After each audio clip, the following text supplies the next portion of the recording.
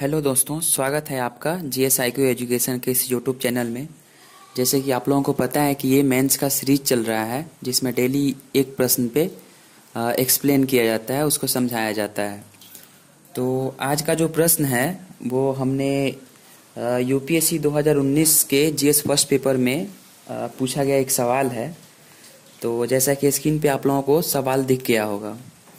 तो सवाल है कि स्पष्ट कीजिए कि अमेरिकी एवं फ्रांसीसी क्रांतियों ने आधुनिक विश्व की आधारशिलाएं किस प्रकार निर्मित की। तो इस प्रश्न को आज हम लोग इस पे व्याख्या से समझेंगे, व्याख्या करेंगे और इस प्रश्न को किस तरह से लिखेंगे, एक आंसर फॉर्मेट इसका जानेंगे। तो चलिए शुरू करते हैं। तो सबसे पहले कोई भी प्रश्न लिखने से पहले उसका एक छोटा सा इंट्रो देना होता है। तो इसके परिचय में हम लोग, यानी कि इंट्रो मतलब इंट्रोडक्शन, इसका परिचय। तो परिचय में हम लोग शुरुआत कर सकते हैं कि जैसे अमेरिकी क्रांति और फ्रांसीसी क्रांति मतलब किस तरह से आधुनिक विश्व की आधारशिलाएं किस प्रकार से निर्मित की। तो इसको शुरुआत करने के लिए हम लिख सकते हैं कि विश्व इतिहास में अमेरिकी क्रांति और फ्रांसीसी क्रांति को एक आधारभूत युगारंभ के रूप में संदर्भित किया जाता है। इसने शासन की जो पुरानी रूढ़िवादी व्यवस्था जो थी, जैसे अमेरिकी क्रांति से पहले और फ्रांसीसी क्रांति से पहले जो भी शासन की पुरानी रूढ़िवादी व्यवस्था थी उसको समाप्त किया और शासित राष्ट्रों के लिए आधुनिक आदर्श स्थापित किया। मतलब कि इसने और भी देशों के लिए एक अच्छा सा एक आदर्श के रूप में इसको जाना जाता है, एक आदर्श स्थापित किया। ठीक है, अब इसके बाद से फिर लिखेंगे हम आगे। अब यही तो इंट्रो हो गया। इंट्रो के बाद आगे हम इसको बढ़ाएंगे जिसमें देखेंगे कि आधुनिक विश्व में अमेरिकी क्रांति का योगदान क्या क्या रहा। तो जैसे दो पार्ट है इस प्रश्न में कि आधुनिक विश्व में फ्रांसीसी क्रांति और अमेरिकी क्रांति ने किस प्रकार से आधारशिलाएं निर्मित की। तो सबसे पहले हम देखेंगे कि आधुनिक विश्व में अमेरिकी क्रांति का क्या योगदान था। तो अमेरिकी क्रांति का योगदान ऐसे लिख करके एक हेडिंग दे देंगे और उसके बाद से कुछ सारे इसमें पॉइंट्स को ऐड करेंगे, जैसे कि स्वाधीनता तथा लोकतंत्र का सिद्धांत। तो देखते हैं कि अमेरिकी क्रांति ने सारे विश्व के लिए, ठीक है, आधुनिक विश्व के लिए एक स्वाधीनता तथा लोकतंत्र का कॉन्सेप्ट ये बिल्डअप किया। जैसे कि स्वतंत्रता की घोषणा से उद्घोषित किया गया कि सभी व्यक्ति समान हैं। ठीक है, लोकतंत्र में होता क्या है, जनता के लिए और जनता के द्वारा ही संचालित शासन प्रणाली को लोकतंत्र कहा जाता है। तो इसने लोकतंत्र का एक कॉन्सेप्ट दिया, ठीक है, जिसमें लोगों को स्वाधीनता और स्वतंत्रता की मांग करने के लिए एक प्रेरणा दिया। ठीक है, नेक्स्ट पॉइंट इसमें ये लिख सकते हैं कि इसने अमेरिकी जो स्वतंत्रता जो था, ठीक है, अमेरिकी जो क्रांति थी उसने एक संघवाद के रूप में सरकार को एक नया सिस्टम के रूप में जन्म दिया। ठीक है, और समय के साथ ही सरकार को एक संघीय प्रणाली को लोकप्रियता भी मिली। ठीक है, सत्ता विभाजन के लिए इस प्रणाली ने विभिन्न देशों को प्रभावशाली एक फॉर्मेट भी तैयार किया। ठीक है, और आगे इसमें एक और पॉइंट में लिख सकते हैं कि इसने मानवाधिकारों को प्रोत्साहन दिया। ठीक है, ह्यूमन राइट्स को इसने आगे बिल्डअप किया। ठीक है, तो अमेरिकी क्रांति जो हुआ था या अमेरिकी स्वतंत्रता संघर्ष जो हुआ था उसने मानव के जो अधिकार थे, ठीक है, मानव अधिकार जो भी था उस पे इसने बहुत जोर दिया। ठीक है, जैसे मानव के अधिकारों का हनन होता था तो मतलब उस पे इन्होंने जोर दिया। जैसे कि थॉमस जेफरसन की जो अधिकारों की जो घोषणा थी, लोगों के अधिकारों के बारे में इस अमेरिकी स्वतंत्रता युद्ध ने उनके बारे में जागृत किया। ठीक है, ऐसे ही ये 2-3 पॉइंट हम इसमें लिख सकते हैं कि आधुनिक विश्व में अमेरिकी क्रांति का क्या क्या योगदान था। ठीक है, अब नेक्स्ट इसमें एक प्रश्न में एक और है कि आधुनिक विश्व में, ठीक है, फ्रांसीसी क्रांति का क्या योगदान था। ठीक है, तो फ्रांसीसी क्रांति का भी बहुत सारा योगदान रहा। तो एक हेडिंग फिर बना लेंगे कि आधुनिक विश्व में फ्रांसीसी क्रांति का क्या क्या योगदान रहा। तो इसमें देखते हैं कि सबसे पहले कि समाज का लोकतंत्रीकरण किया। ठीक है, मतलब ये जो फ्रांसीसी क्रांति था ये भी एक समाज का लोकतंत्रीकरण किया।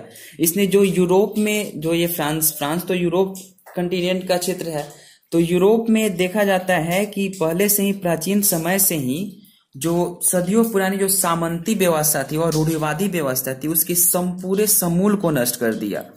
ठीक है। और इस क्रांति से पूर्व जो भी समाज में असमानता थी, जो विषमता थी और विशेषाधिकार जो मतलब रियासतों को मिलता था, जो सामंत व्यवस्था थी सामंतों को मिलता था, उसको क्या किया कि इसने खत्म करने में बहुत बड़ा अहम योगदान दिया। ठीक है। और इस क्रांति ने एक नई सामाजिक व्यवस्था की शुरुआत की जिसको लोकतंत्र के रूप में जाना जाता है। ठीक है। तो हम बोल सकते हैं कि समाज का लोकतंत्रीकरण मतलब फ्रांसीसी क्रांति ने किया। और समाज का लोकतंत्रीकरण आधुनिक विश्व में एक बहुत बड़ी बात होती है। ठीक है। और अगले पॉइंट में ये लिख सकते हैं कि इसने धर्मनिरपेक्षता का भी कॉन्सेप्ट दिया। ठीक है। जैसे सेकुलरिज्म का कॉन्सेप्ट है, जैसे हमारा देश भारत भी सेकुलर कंट्री है। ठीक है। तो सबसे फ्रांसीसी क्रांति जब हुआ तो उस समय फ्रांसीसी क्रांति से पहले ये देखा जाता है कि फ्रांसीसी क्रांति में जो चर्च जो होते थे, फ्रांस में जो चर्च होते थे, वो संप्रभुता और निरंकुशता जो थी और भ्रष्टाचार इतना ना व्याप्त था, उसने समाप्त करने में बहुत अहम योगदान किया था। ठीक है। जैसे फ्रांसीसी क्रांति का जो चर्च का जो संप्रभुता और निरंकुशता था और भ्रष्टाचार जो भी व्याप्त था, उसको इसने समाप्त करने में अहम योगदान दिया। ज्ञान व कारण की जो भी ज्ञान और कारण का जो आराधना का जो महत्व था, ठीक है, वो अधिक रूप से प्रमुख हो गया।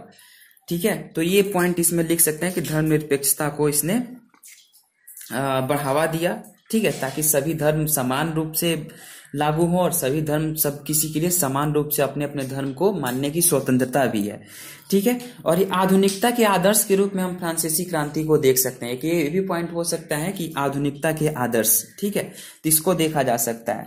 जैसे कि हमारे संविधान के, जैसे भारतीय संविधान के प्रस्तावना में ये लिखा हुआ है कि मतलब प्रस्तावना में ये कॉन्सेप्ट है कि स्वतंत्रता, समानता और बंधुत्व।